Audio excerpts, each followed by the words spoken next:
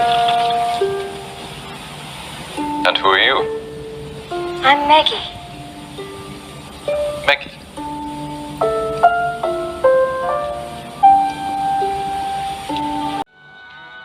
What is it? I'm all right. But you're not.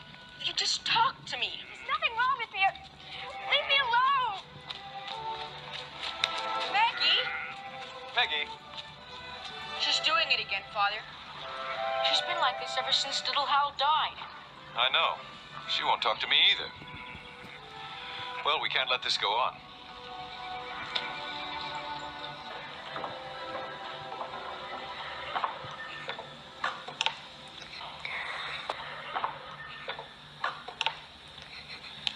Maggie, listen to me.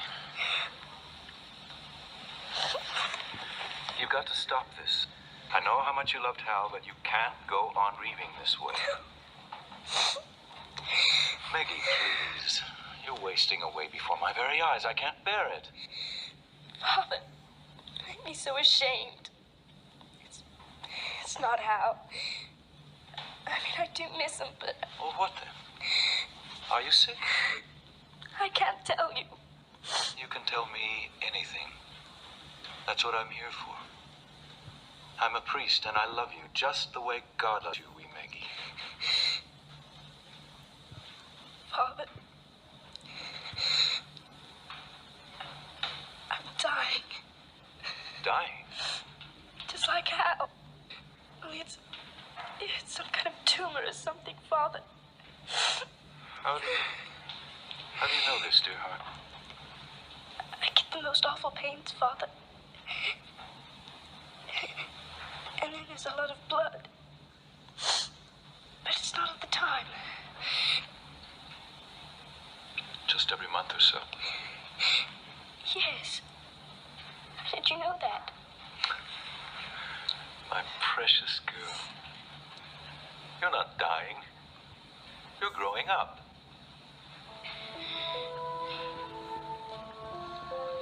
Are you?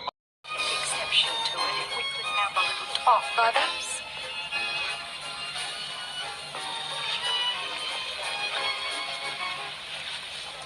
Are you enjoying the party? Oh, Maggie, yes. Are you?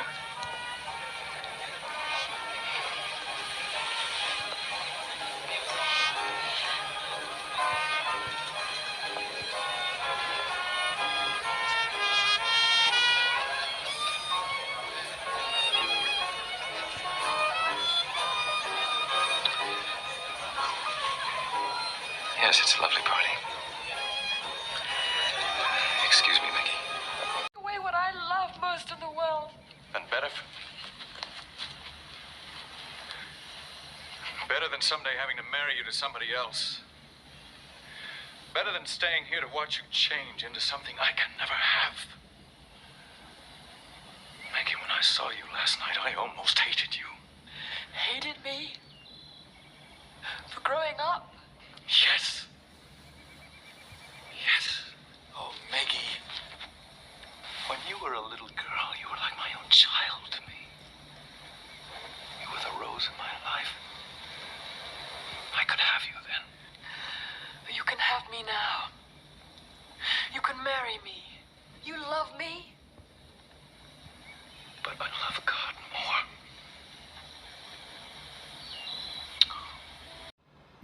No.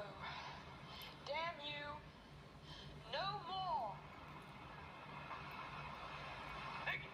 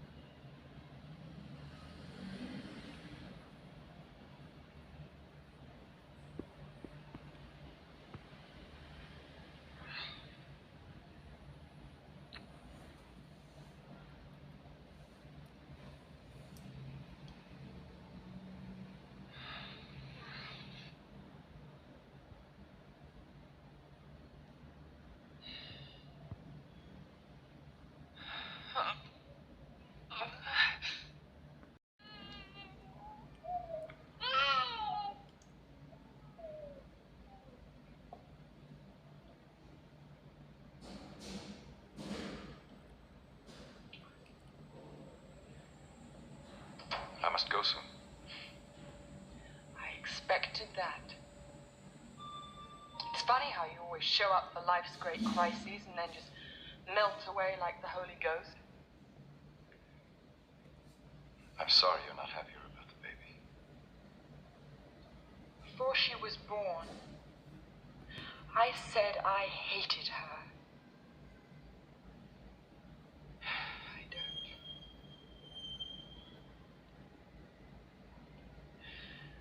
What I wouldn't give if she were yours instead of Luke's. Maggie. Oh, Ralph. Why must the church have all of you? Even that part of you she's no use for. Your manhood. You already know the answer to that, my Maggie.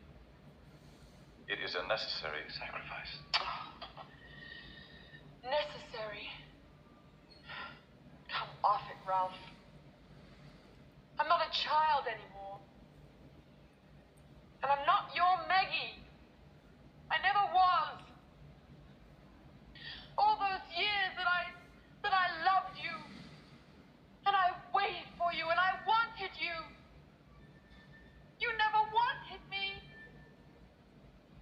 So I tried to forget you with someone else. He doesn't want me either. No, you wouldn't. But understanding's rather beside the point for you men of God, isn't it? Faith! That's the great thing. Well, let me tell you, Ralph. I've got more faith than you and Dan and all the heavenly hosts combined, because God has never failed me. He's always there to take away whatever happiness I've got. Dane isn't being taken from you. He's simply doing what he must. Can't you see what this is costing him? He loves you so much. Ralph, he loves God more. Maggie, stop it. How will we live without him? We will. Your God gathers in the good ones and leaves the living to those of us who fail. Your greedy God. There is no peace with him. Maggie, no. No more. I never stopped loving you. Despite everything. But that part was the best.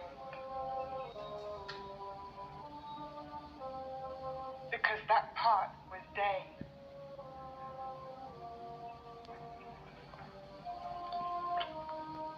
Dane was your son too.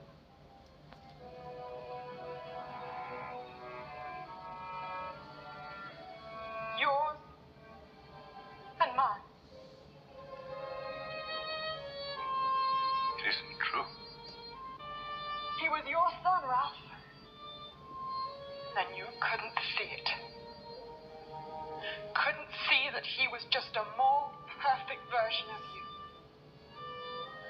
Couldn't love me enough to see that I would never have gone back to Luke or to any man after you. And now you say it isn't true.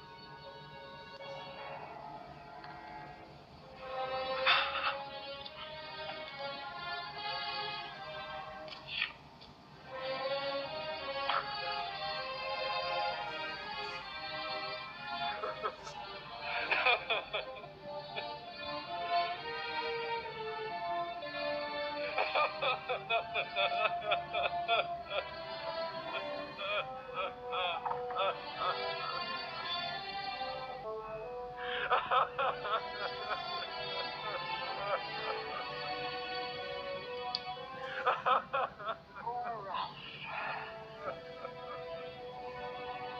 Poor Cardinal de Brecasar.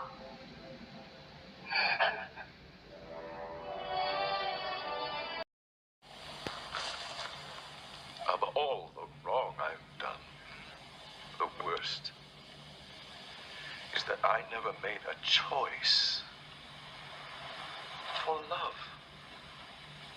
Half given to you, half given to God, but really given to my own ambition. I knew it. And I did it anyway. I told myself it was meant to be.